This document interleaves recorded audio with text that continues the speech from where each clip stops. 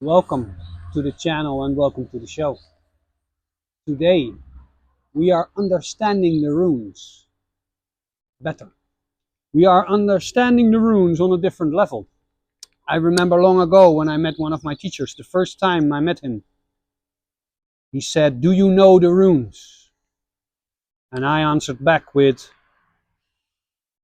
"What is it to know the runes?"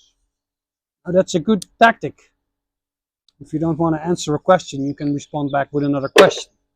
But I was also alluding to something, that there are levels of understanding. And I think today we're going to understand it on another level. Because we're going to make things practical. We're going to unlock the magic that is the runes. Or at least try, in part. Disclaimer on this thumbnail, it says featuring Stamvan, which translates to featuring the tribe of the fox. So, where are they, Annie? Where's the tribe of the fox? There they are. Yeah. They're not here physically, but they're here in spirit. Um, these are lovely people.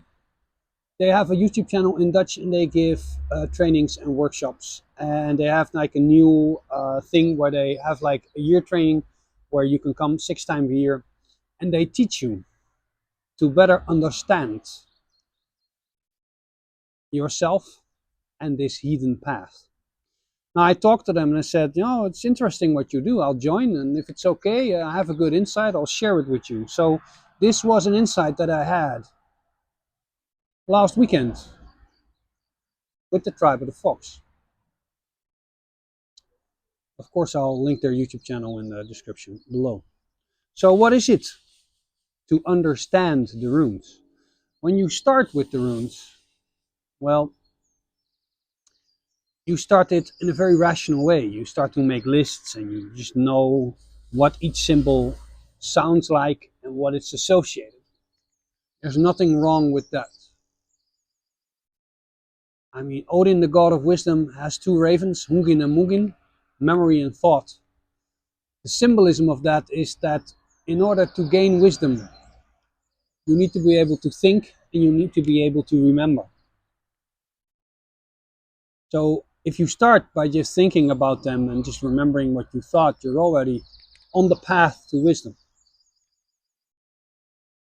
By the way, for the not regular viewers, the runes, it's an alphabet by our ancestors, by our pagan ancestors. But every letter didn't just symbolize a sound, it symbolized a frequency and a force in the universe.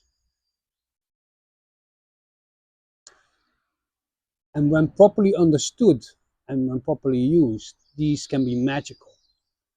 A letter isn't just something that you see and that brings a message to you. You can also use it to send a message into the universe. You can kind of see it like when you're using ChatGPT or another AI program. What the program wants from you is like a prompt. A prompt so it can produce what you want. The runes, when properly used, are a prompt. But they're not a prompt for ChatGPT. They're a prompt to get what you want out of life itself.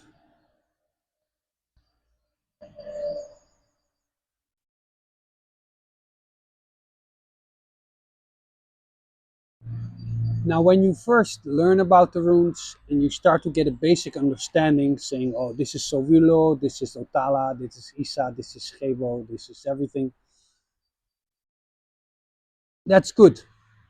But there comes a time where you must quiet the mind. Now, if you're already familiar with some sort of practice to quiet your mind, let's say meditation, it helps. Because if you kind of know the meaning and the sound of each rune, that's good. But now you need to use it. You need to flip the switch so that it becomes active in your life. To truly know the runes is to know them, to sing them, to dance them, to paint them, to cast them, to see them, and to receive them.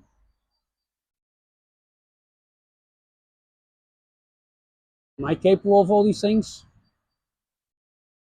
I'm getting there. Not yet.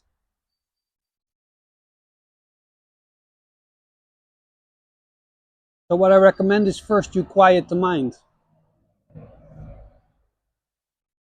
Maybe just lay the runes out and say and look, not think, but look.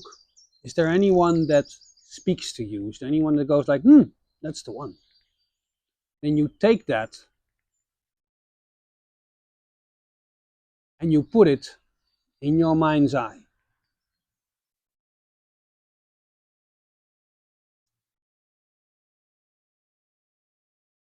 And you can visualize it. You can visualize it around you. You can visualize it in a certain situation. You can visualize it in certain parts of your body or certain parts of your house. And if you see it, and if you put it there, that means it's there, but then you need to flip the switch.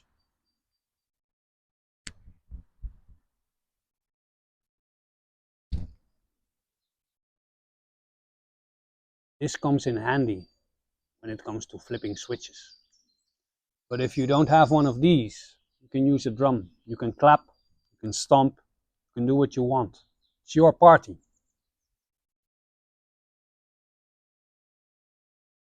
Our ancestors had a practice called galder, meaning enchantment. Basically the singing, the using of your voice. People don't realize that your breath is sacred. Odin made humanity from two trees. How did he make us come alive? He put his breath in us.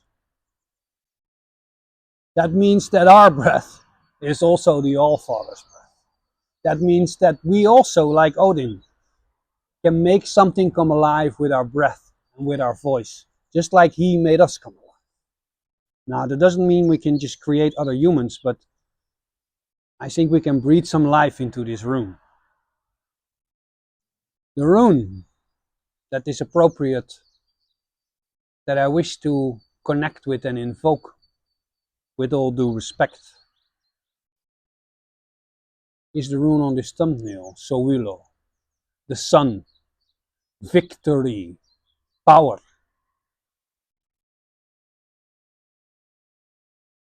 It is meant to move my life and move me in that final good direction, so certain things just can be closed off and click.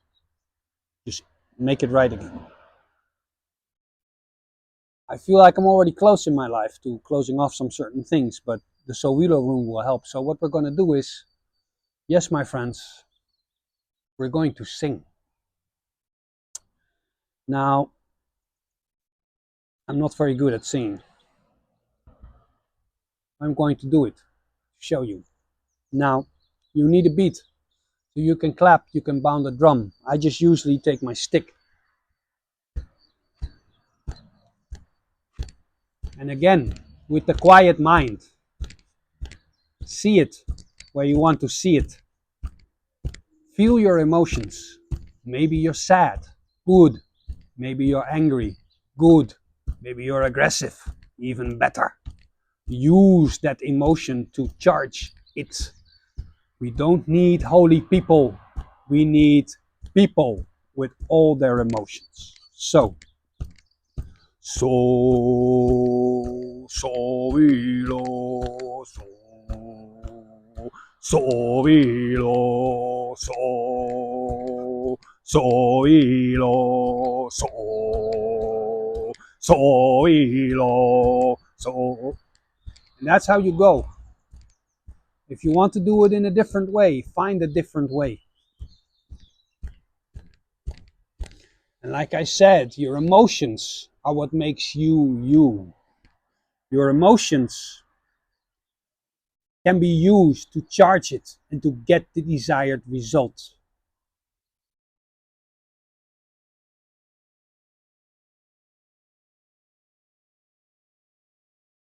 Now, what we did during this day at the tribe of the fox, Stam van the Vos, is we did this.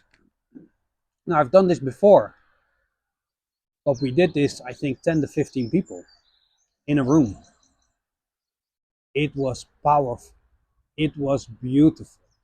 If you were there, let me know in the comments, and then you can confirm.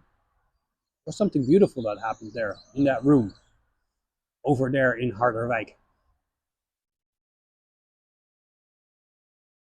you haven't tried this, try it. I must say, try it from the heart. And that I don't mean that use it to better your life. Don't think that you can use some really nasty runes and put them at somebody who think that has wronged you. Don't be putting no Nautis or Haglas runes on a picture of your ex. Don't do that. They can bounce back.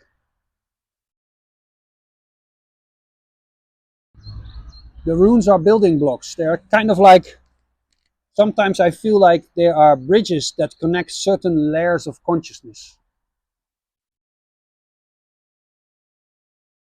I once saw a Dutchman describe them as eeuwig levende tekens, meaning they are the signs that live forever. They are alive. They are magical. They will live far longer than you and I. So treat them with respect. Treat them with humility. And sing them, dance them, shower with them, do math with them, carry you in your heart, and cast them out. And let these beginnings of rune magic fill the world, the earth, and the ancestors with joy once again. Shout out to you for watching my video. Shout out to Stam van der Vos. And I'll see you in a week or two.